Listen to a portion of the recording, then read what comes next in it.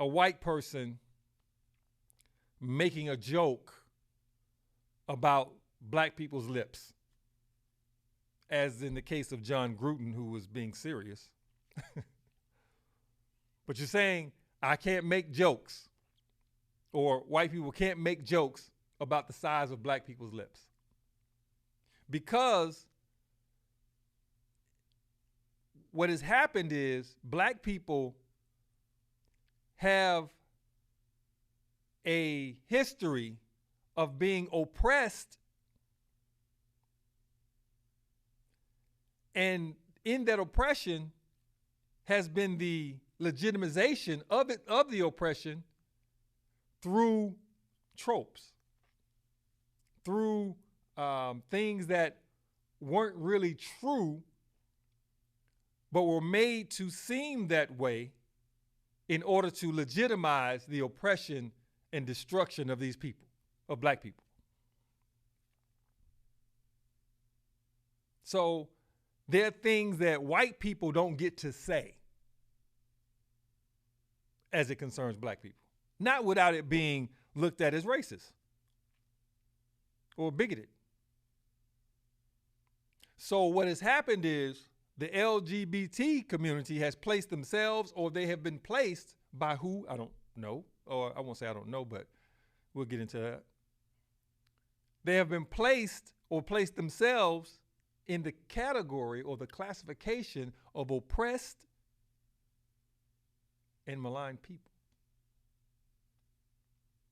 So that means that there are things you can't say about them. There are things you can't say about gay people, homosexuals, as it concerns their behavior and lifestyle. It's off limits. You can't do that. Because when you do, it is supposed to be, the motive is supposed to be, the central motive is supposed to be that when you tell jokes about them or you say things that are not attractive about that community, your central motive is supposed to be hate. It's just like with black people, your central motive for calling black people names associated with our physical characteristics, you know, broad nose and lips, big lips, and even dark skin, or stereotypical things like, you know, we're lazy, that black people are lazy, and black people don't like to work, don't want to get a job, black men in particularly. To say those things, and for a white man to say those things would be looked at as being stereotypical and racist or bigoted. If a white man were to say them, if he were to make jokes about them, it will be looked at for the most part by many as a racist joke.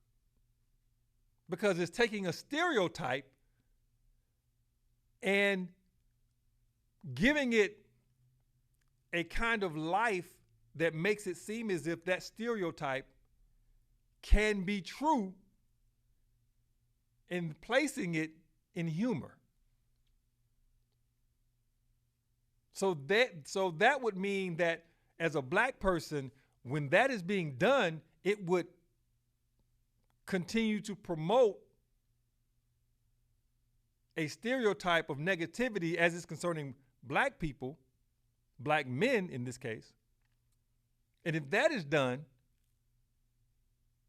then that would become a part of social acceptance in some way. It can be socially accepted to see black people, or black men in this particular case, as it has been joked about, as the stereotype has been joked about. So the LGBT community